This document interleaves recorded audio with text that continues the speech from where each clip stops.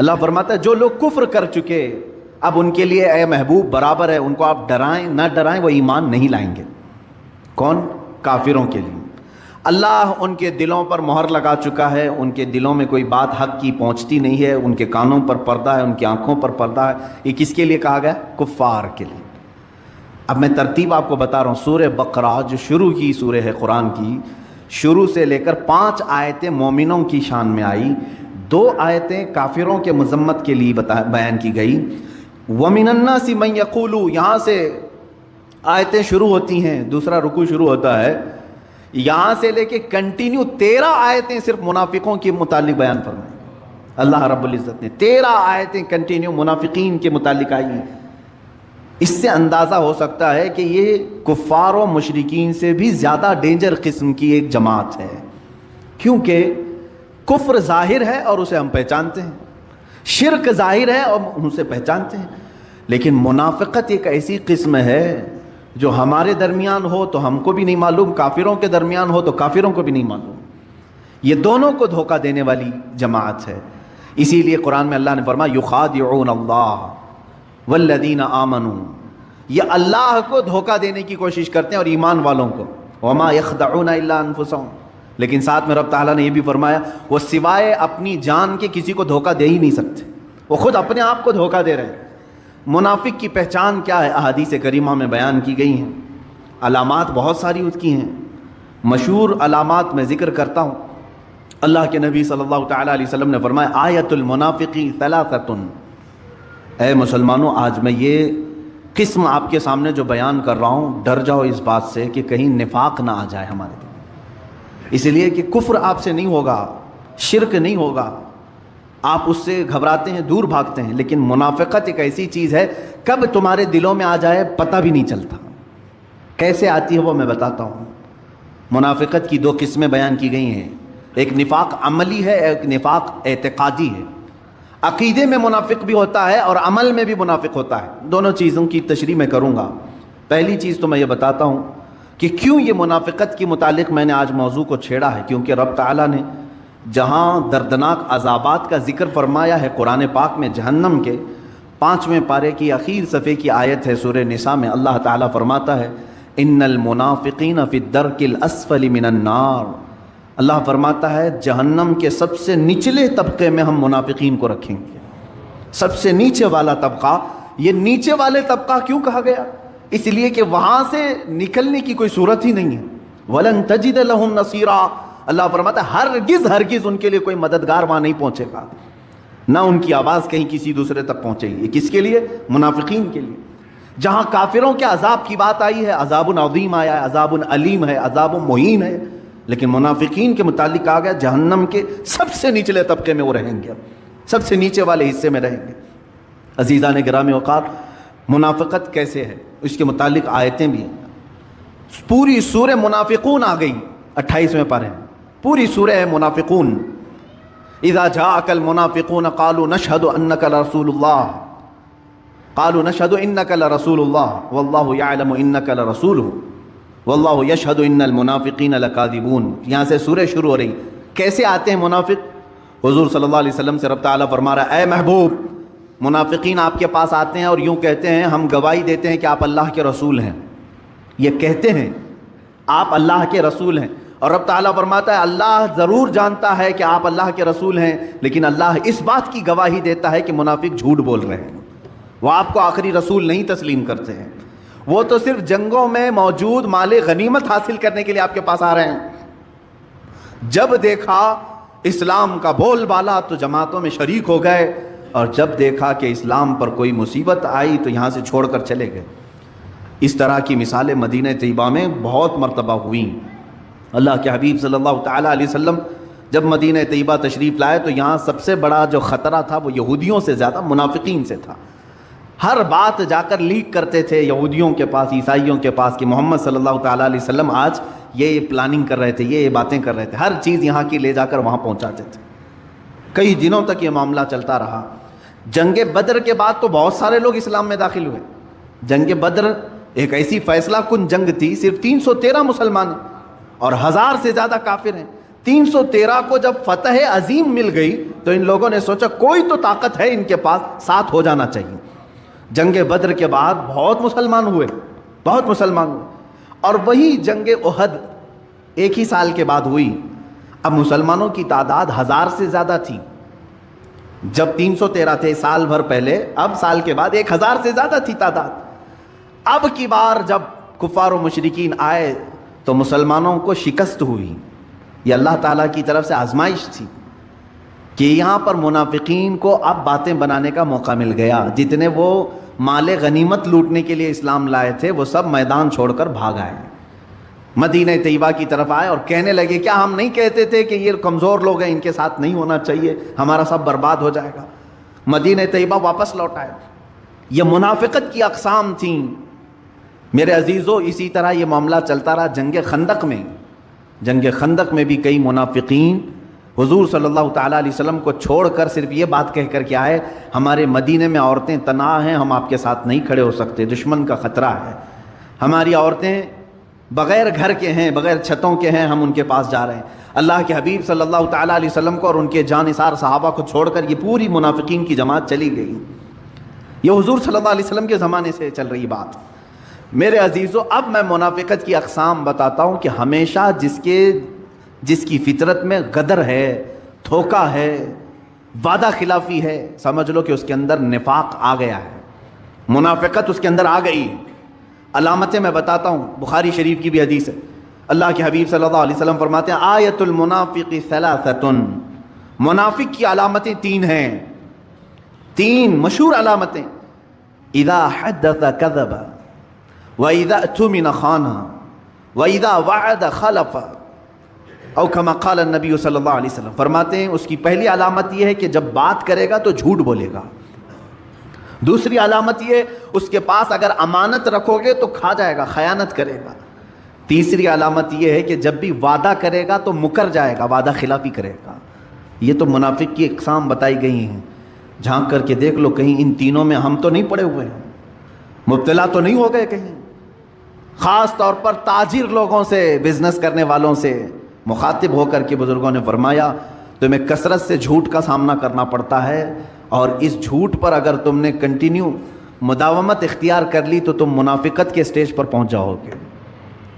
منافق کی ایک علامت یہ ہے کہ اپنی بات کو منوانے کے لیے بار بار قسمیں کھاتا ہے، اللہ کی قسم، کعبے کی قسم، قرآن کی قسم، کثرت سے وہ قسمیں کھاتا ہے منافق۔ اور جب بھی اس کے پاس کوئی امانت رکھی جائے تو خیانت کرتا ہے، صحیح طریقے سے اس کو نہیں لوٹاتا۔ امانت بہت قسم کی ہے میرے عزیزوں، صرف پیسہ ہی امانت نہیں ہے، کسی کی باتیں بھی تمہارے پاس امانت ہوتی ہیں، کسی کا مال تمہارے پاس امانت ہے، کسی کی بیٹی تمہارے پاس امانت ہے، کسی کے بچے تمہارے پاس امانت ہے۔ امانت کی بہت ساری قسمیں، اس میں خیانت کرنے والا منافق کی علامتوں میں شامل ہو گیا۔ اور جب کبھی وعدہ کرے تو وعدہ خلافی کرتا ہے، وعدہ کرتا ہے کہ میں فلاں تاریخ کو آپ کو پیسے دے دوں گا، میں فلاں تاریخ کو آپ سے ملاقات کر لوں گا، فلاں تاریخ کو یہ کام کر لوں گا، اور پھر مکر جاتا ہے۔ فرمایا گیا اس کے اندر منافقت آ گئی ہے۔ یہ نفاق کی 3 بڑی علامتیں ہیں، بڑی علامتیں ہیں۔ اب جو 13 آیتیں میں نے جس کا ذکر کیا سورہ بقرہ میں، شروع سے لے کر دوسرے رکوع سے تیسرے رکوع تک اگر آپ پڑھیں گے، اللہ تعالیٰ نے صاف صاف ان کے طریقے بیان کیا۔ یہ خود میں خوش رہتے ہیں کہ ہم سب کو دھوکہ دے رہے ہیں، ہم صحیح ہیں باقی سب غلط ہیں، ہم سب کو ٹوپی پہنا چکے ہیں، وہ یہ خیال میں رہتے ہیں۔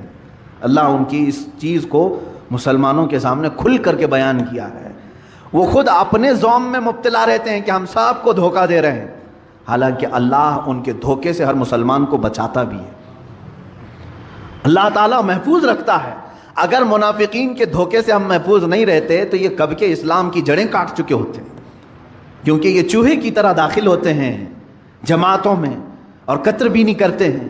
اگر ان کو کامیاب ہی ہونا ہوتا تو 14 صدیوں تک اسلام کا یہ پودا نہیں لہلہا رہا ہوتا، یہ کاٹ چکے ہوتے، یہ اپنی تمام تر کوششیں کر چکے ہوتے ہیں، بظاہر یہ کامیاب دکھتے ہیں لیکن مولا تعالیٰ ان کو خائب و خاسر اور ذلیل کرتا ہے ہر زمانے میں، ہر زمانے میں۔ میرے عزیزو، منافقت سے ہمیشہ بچنے کی کوشش کرو اور دعا کرتے رہو کہ اللہ میرے دل میں کبھی منافقت نہ آئے۔ یہ آتی کیسے ہے؟ اس کا سارا دار و مدار محبت رسول پر ہے۔ اگر یہاں ہلکی سی بھی بات خرابی آ گئی تو سیدھے اس کے اندر منافقت آ جائے گی۔ اگر نبی کی بات کو، میرے آقا صلی اللہ تعالیٰ علیہ وسلم کی بات کو ہلکا سمجھ لیا، کمتر سمجھ لیا، سمجھ لو کہ وہ گر گیا ایمان کے درجے سے اور منافقین میں آ گیا۔ ایک صحابی ہیں حضرت عمرو بن سعید رضی اللہ تعالیٰ عنہ، عمرو بن سعد یا عمرو بن سعید ہیں، یہ ان کا چچا تھا جلاس۔ یہ دونوں لوگ مدینہ طیبہ کے کنارے رہتے تھے۔ جلاس جو ہے حضور صلی اللہ تعالیٰ علیہ وسلم کی مجلس میں ہمیشہ حاضر رہنے والا، اور وہ اپنے چھوٹے بھتیجے کو عمرو کو لے کر کے بارگاہ رسول صلی اللہ تعالیٰ علیہ وسلم میں حاضر ہوتا تھا۔ جب بھی حضور صلی اللہ تعالیٰ علیہ وسلم کے جماعت میں حاضر ہو تو یہاں پر جو جو باتیں سنی جاتی تھی اس پر عمل کرنے کی کوشش کرتے۔ عمیر بن سعد، عمیر بھتیجے کا نام، یہ چھوٹی عمر کے تھے۔ چچا خود ہاتھ پکڑ کر کے بارگاہ رسول میں لے کر کے آتا تھا۔ ایک دن ایسا ہوا کہ چچا نہیں آیا، جلاس بن سویت یہ نہیں آیا، بھتیجا عمیر بن سعد یہ بارگاہ رسول میں حاضر رہا، اور حضور اکرم صلی اللہ علیہ وسلم نے اس دن ایک بشارت سنائی، اے لوگوں ان قریب اللہ تعالیٰ قریش پر ہمیں فتح عظیم عطا کرے گا اور ہم خانہ کعبہ شان سے داخل ہوں گے۔ حضور صلی اللہ علیہ وسلم جب یہ بشارت دیے، چھوٹی عمر تھی عمیر بن سعد کی، خوشی سے دوڑتے ہوئے آئے اور اپنے چچا جلاس بن سویت کو آ کر کے کہا، چچا آج معلوم ہے آپ کو آج اللہ کے رسول صلی اللہ علیہ وسلم نے کیا فرمایا؟ کہا کیا کہا؟ کہا اللہ کے رسول نے فرمایا کہ ان قریب اللہ قریش پر انہیں فتح عظیم عطا کرے گا، شان سے وہ داخل ہوں گے۔ جلاس بن سویت نے کہا ہے اگر محمد کو فتح ہو گئی تو ہم گدھے سے بدتر کہلائیں گے۔ دل کا منافق تھا، حضور صلی اللہ علیہ وسلم کے بارے میں کہہ گیا، جبکہ وہ مجلس رسول میں کنٹینیو حاضر ہونے والا شخص اور اپنے بھتیجے کو پکڑ کر کے لانے والا شخص۔ عمیر بن سعد نے کہا چچا آپ ہی تو مجھے لے کر جاتے تھے۔ کہا لے کر جاتا تھا لیکن بڑی بڑی باتیں مت کرو، محمد کی بات اور ہے، قریش کی بات اور ہے۔ عمیر بن سعد وہاں سے فوراً بھاگتے ہوئے نکل آئے کہ چچا کا دماغ خراب ہو گیا ہوگا، یا تو یہ اب تک نہیں جانتے تھے۔ اب بتائیں بھتیجا خود چچا کی منافقت کو نہیں سمجھ پا رہا تھا۔ عمیر بن سعد بارگاہ رسول میں حاضر ہوئے، صحابہ بیٹھے ہوئے تھے، یہ چھوٹی عمر کے تھے، بڑے صحابہ تھے، حضور صلی اللہ علیہ وسلم کی بارگاہ میں کھڑے ہو کر کے بار بار کچھ کہنے کی بات کر رہے ہیں، کچھ عرض کرنے کی بات کر رہے ہیں، موقع نہیں مل پا رہا ہے۔ جلاس کو اپنے چچا کو بول کر کے آئے تھے میں آج تیرا بھانڈا پھوڑوں گا، پوری طرح سے تیری پول کھولوں گا، حضور اکرم صلی اللہ علیہ وسلم کی بارگاہ میں جا کر بیان کروں گا۔ وہ گھبرا بھی گیا لیکن بچہ اب دوڑتے ہوئے آ گیا۔ اب یہاں پر تھوڑی دیر کے بعد بار بار وہ اٹھ رہے ہیں، اپنی گردن اٹھا رہے ہیں، تو حضور نے فرمایا کیا کہنا اٹھاؤ؟ حضور صلی اللہ علیہ وسلم نے موقع دیا تو کھڑے ہوئے کہا کہ حضور ایک بات عرض کرنی ہے، میرا چچا منافق ہے۔ جلاس بن سویت سب کے کان کھڑے ہو گئے۔ جلاس بن سویت سب کی نظر میں ایک نیک شخص تھا، عمر والا شخص تھا، پابندی صوم و صلات، نماز اور روزوں کا بڑا پابند شخص، اور ایک بچہ ایسا کہ صحابہ نے بٹھا دے بیٹھ جا، لگتا ہے اس کے چچا نے مارا ہو رہا ہوگا، اس کے خلاف آ کے شکایت کر دیا، بیٹھ جاؤ۔ پھر وہ کھڑے ہوئے کہ نہیں یا رسول اللہ صلی اللہ علیہ وسلم میں گواہی دیتا ہوں۔ حضور صلی اللہ تعالیٰ علیہ وسلم بھی دیکھتے رہے ان کی طرف، بولو۔ اسی اسنا میں جلاس بن سویت دوڑتا ہوا آ گیا، چچا بھی آ گیا، آیا دیکھا کہ شکایت کرنے کے لیے میرا بھتیجا کھڑا ہے، روتے روتے آیا بارگاہ رسول میں، کہا یا رسول اللہ صلی اللہ علیہ وسلم آج گھر میں یہ تاخیر سے آیا، میں نے ایک تماچا لگایا تو یہ کہا کہ میں تمہارے خلاف حضور سے شکایت کرتا ہوں، پتہ نہیں میرے بارے میں کیا آ کر کے کہا آپ سے۔ صحابہ نے کہا نہیں ہم کہہ رہے تھے کچھ تو گھر میں جھگڑا ہوا ہوگا اور یہ آ کر کے اس پر اتنا بڑا الزام لگا دیا۔ یہ عمیر بن سعد رونے لگ گئے، چھوٹی عمر کے ہیں اور ایک طرف یہ منافق ہے، دوسری طرف بڑے بڑے صحابہ کو قائل کرنا ہے، ان کو کنونس کرنا ہے، لیکن اللہ کے نبی صلی اللہ تعالیٰ علیہ وسلم دلوں کے حالات کو جانتے تھے۔ اللہ کے نبی صلی اللہ علیہ وسلم نے فرمایا عمیر تم بولو تمہاری بات کیا ہے۔ عمیر بن سعد نے پوری بات بتائی، میں مجلس سے اٹھ کر کے جب گیا تو میرے چچا نے ایسی ایسی بات کہی، اللہ کے حبیب صلی اللہ تعالیٰ علیہ وسلم نے اپنی گردن جھکا لی، ان کی بارات میں کچھ نہیں کہا، عمیر بن سعد کی حمایت میں ایک جملہ بھی نہیں فرمایا۔ صحابہ جواب کے انتظار میں، جلاس کھڑا ہے، اچانک جبرائیل امین آیت لے کر کے آ گیا، وَلَقَدْ قَالُوا كَلِمَةَ الْكُفْرِ وَكَفَرُوا بَعْدَ إِسْلَامِهِمْ۔ اللہ نے فرمایا اے حبیب یہ سچ کہہ رہا ہے، یہ کافر ہو چکا ہے اسلام لانے کے بعد جو آپ کی شان میں گستاخی کر رہا تھا۔ قرآن کی آیت آئی 10ویں پارے میں، اللہ تعالیٰ کے حبیب صلی اللہ علیہ وسلم نے فرمایا عمیر بن سعد کی گواہی اللہ نے قبول فرمائی ہے۔ عزیزان گرامی وقار، کسی بھی منافق کو اگر آس پاس پاؤ تو کھل کر کے اس کا اظہار کرو، کوئی تمہاری بات مانے نہ مانے، اللہ تمہاری تائید میں ہے، اللہ تمہاری حمایت میں ہے۔ اسی لیے میں آج کہتا ہوں منافقین اگر ہماری جماعت میں کہیں نظر آئیں تو اس کا اظہار ہو، بتا دیا جائے کہ اے مومنین ان منافقین سے بچو جو بظاہر تمہیں اسلام کے نام پر گمراہ کریں گے اور لے جا کر کے کسی اور کی گود میں ڈال دیں گے، تمہیں جہنم کے راستے پر لگا دیں گے۔ عزیزان گرامی، منافقین کی اور علامتیں جو قرآن